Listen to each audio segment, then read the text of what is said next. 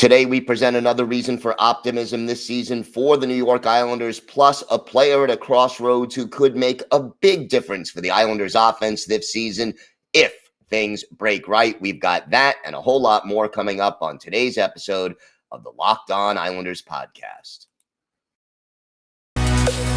You're Locked On Islanders, your daily podcast on the New York Islanders. Part of the Locked On Podcast Network, your team every day.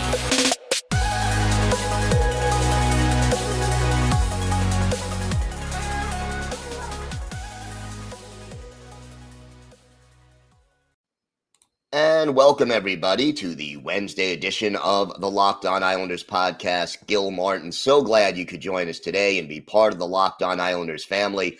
And I want to thank you for making Locked On Islanders your first listen every day. We are free and available on all platforms.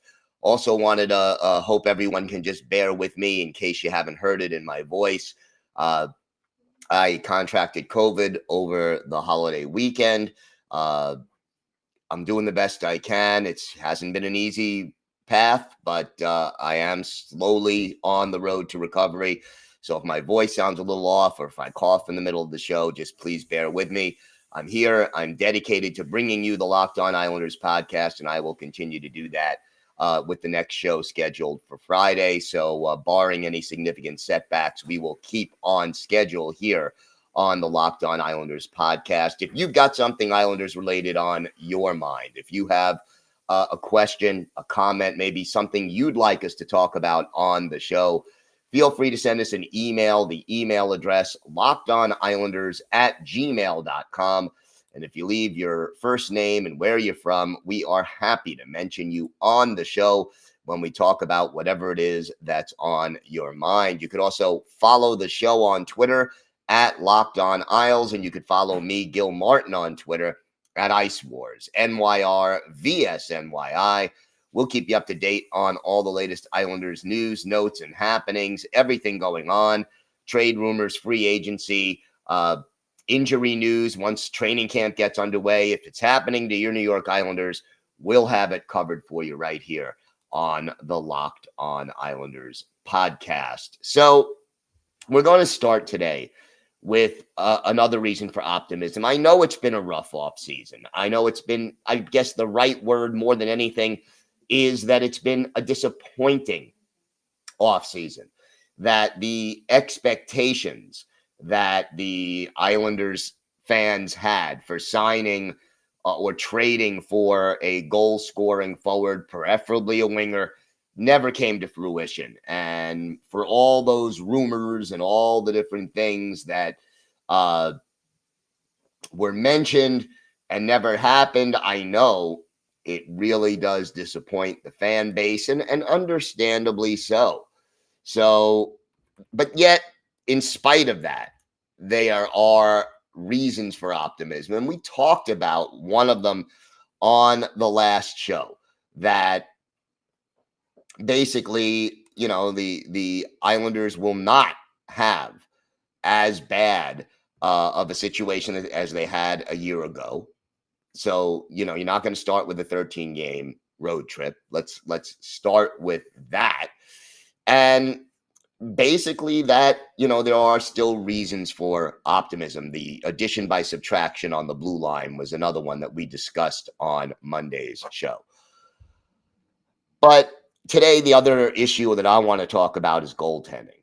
And some of you mentioned this on the YouTube comments section, and I definitely wanted to touch on it because you guys are absolutely right. The goaltending that this team has, excuse me, the goaltending that this team has with Ilya Sorokin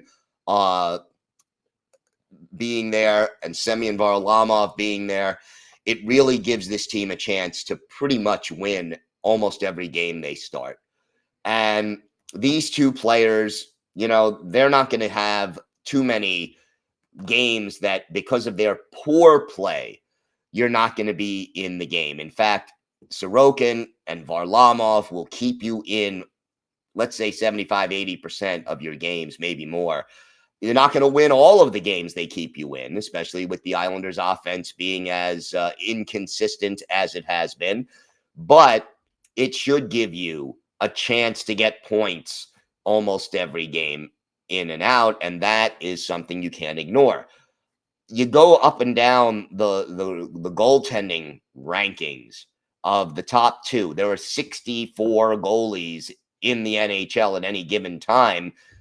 Yeah, okay, sometimes there's guys who come up because of injuries or what have you, but look, there are 32 starting goalies and 32 backup goalies in the league, more or less at any given time.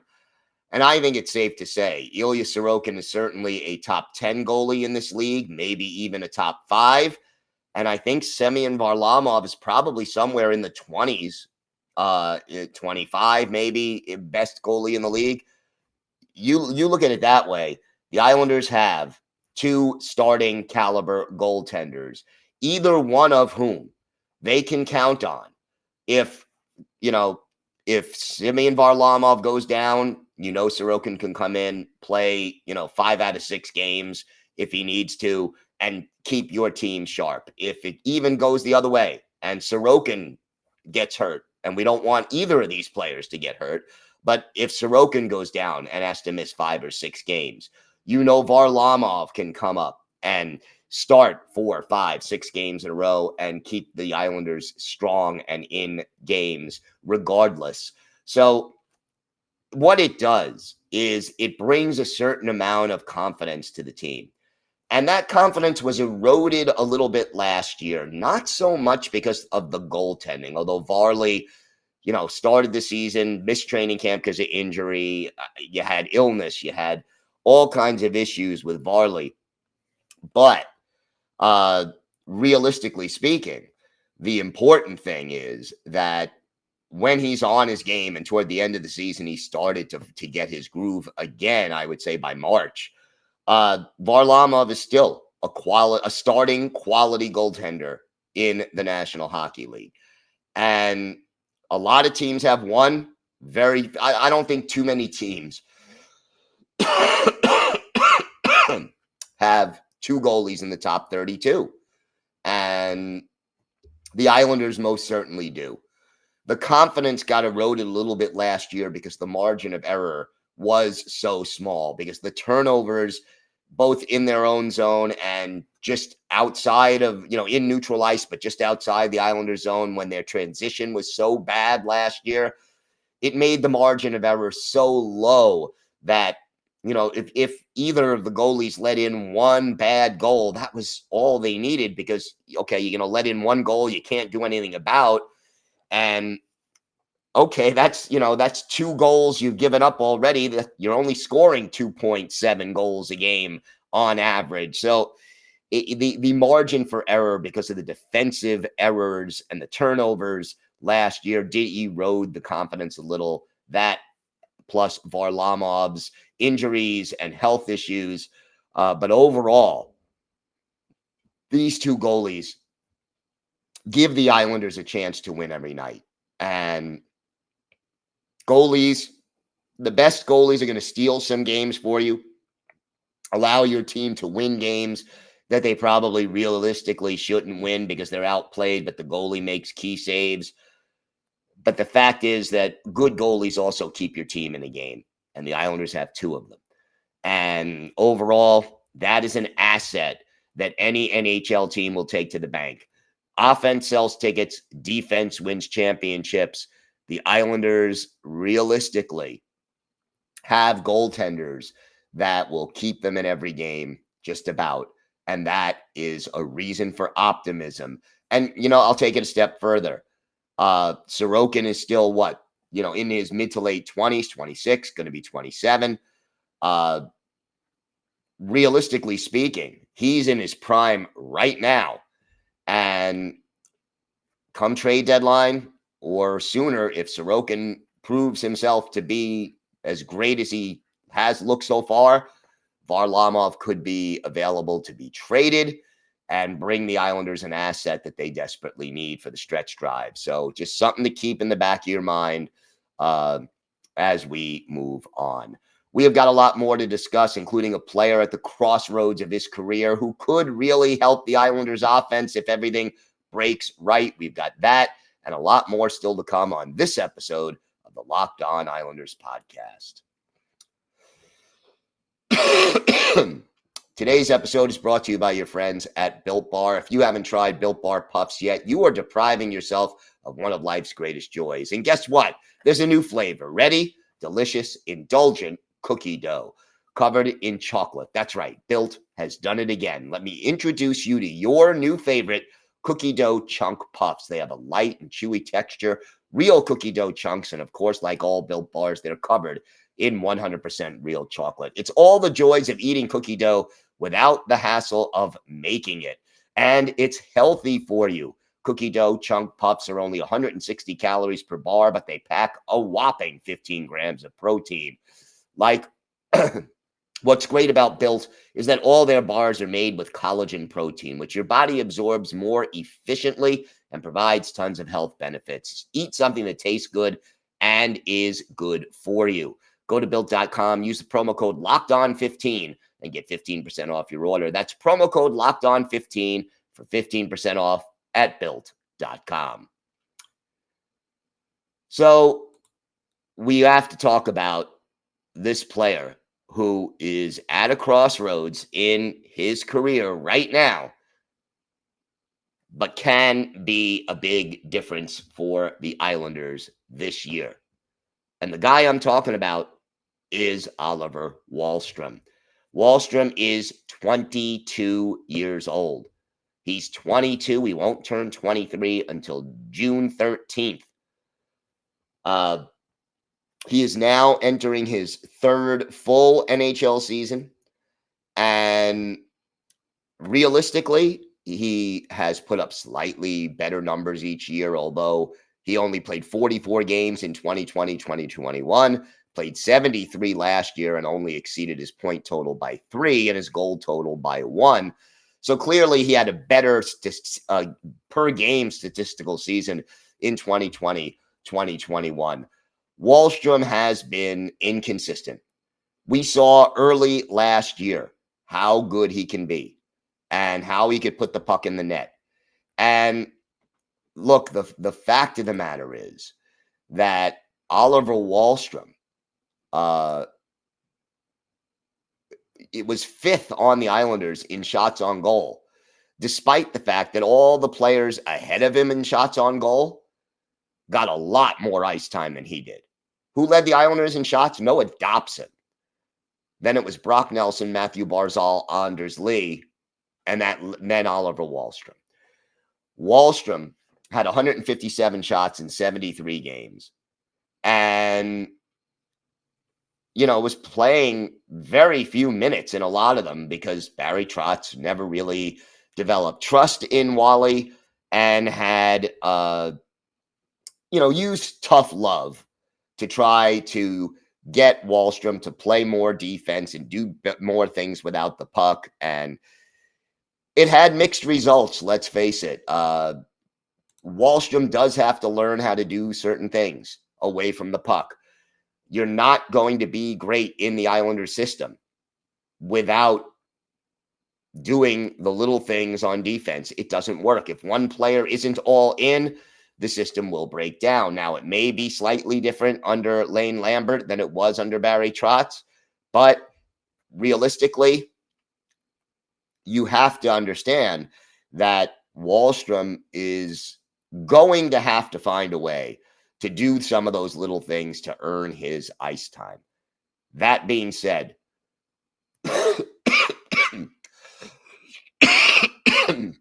excuse me, is Oliver Wahlstrom capable of a breakout season this year? Absolutely. And when I say a breakout season,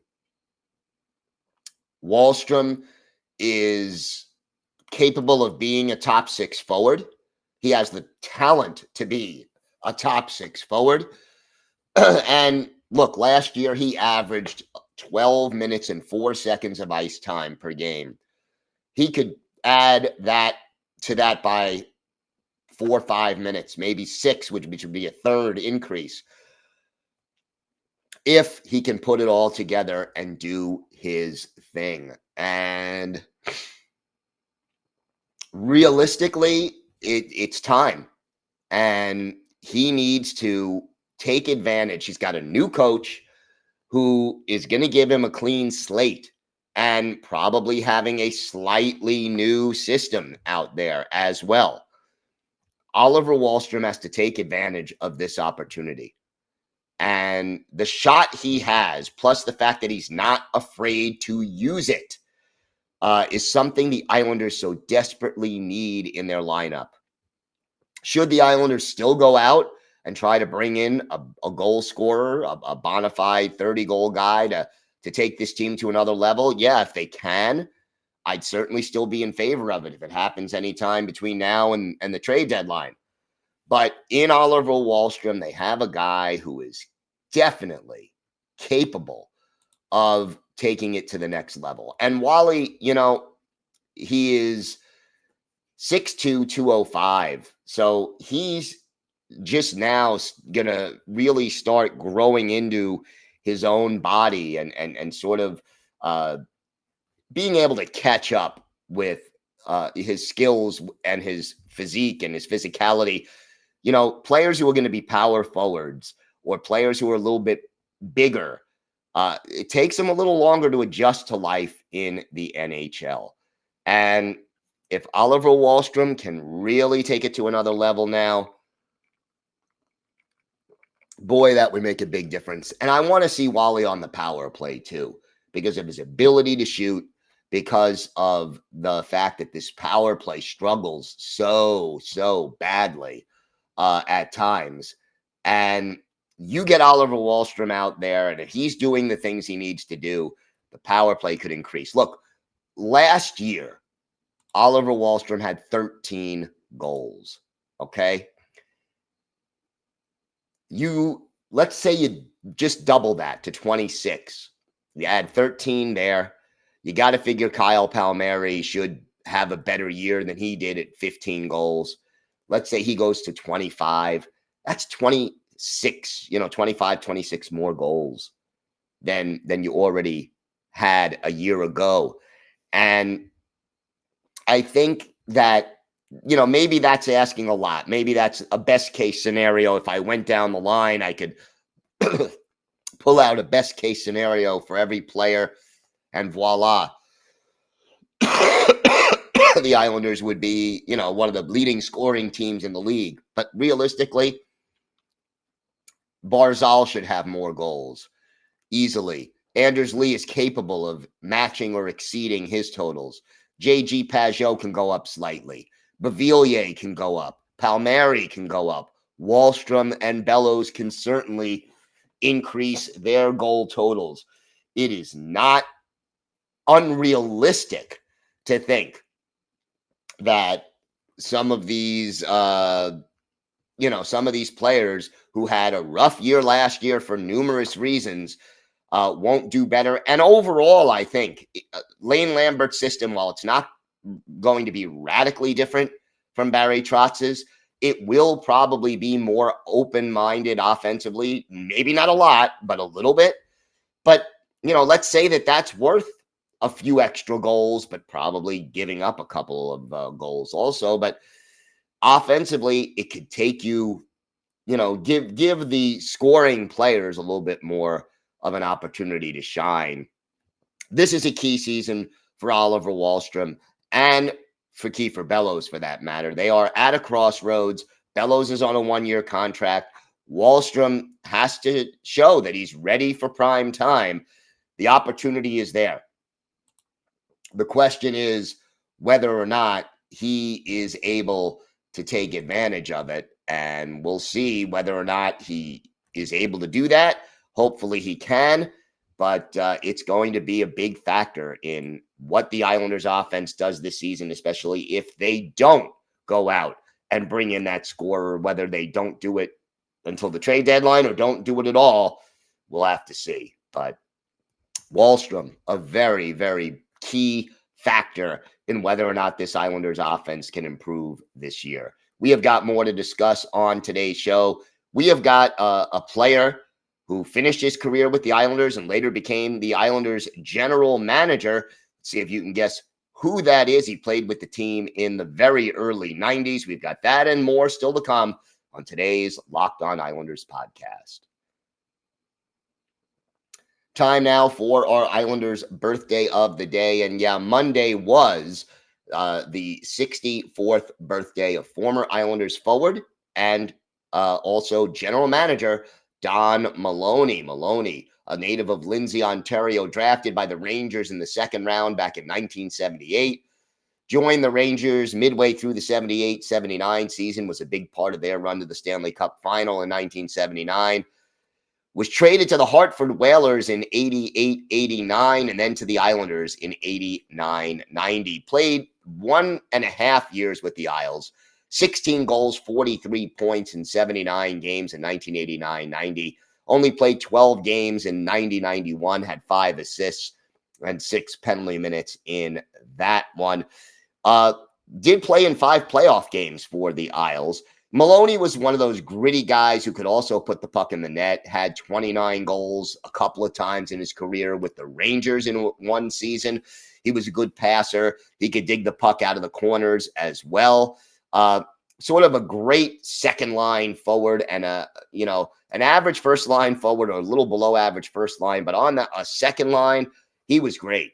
And one of those guys who was reliable, hardworking, and got the job done. Ended up playing in 765 games in his NHL career, 214 goals, 564 points, 815 penalty minutes, had 94 playoff games, 22 goals, 57 points in those, and then went on to be general manager of the Islanders, worked for the Rangers organization, the Coyotes,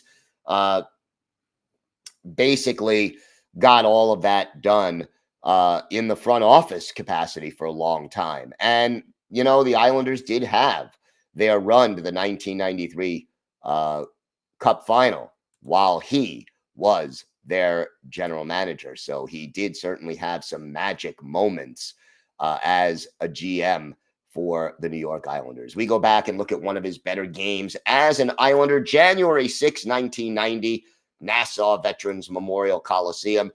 Bring in the Quebec Nordiques in this game. Greg Millen, the goalie for Quebec. Mark Fitzpatrick in between the pipes for the Islanders. Scoreless first period, although a fight between Claude Loisel of the Nordiques and Jeff Norton of the Islanders, sort of the big highlight of that period.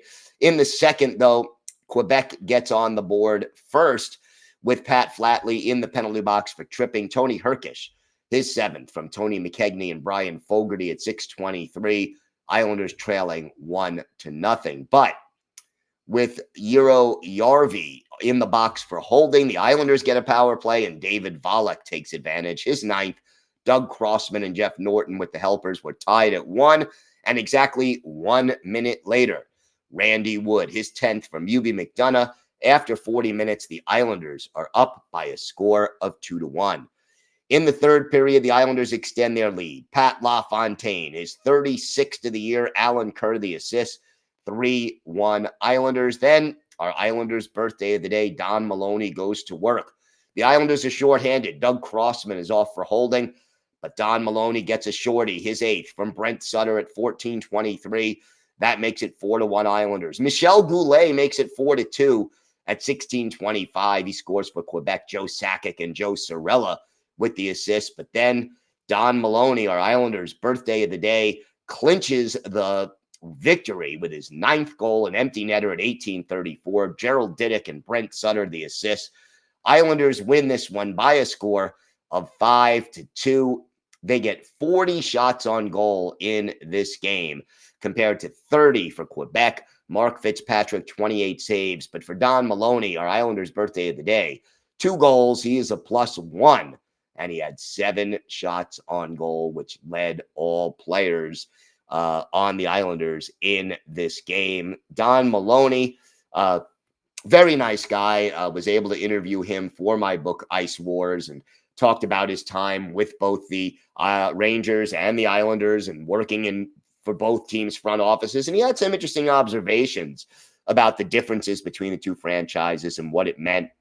Very nice guy, and was a pleasure talking to him at the Coliseum before a game when I was doing interviews for the book. So happy birthday a couple of days late to Don Maloney. He is our Islanders' birthday of the day.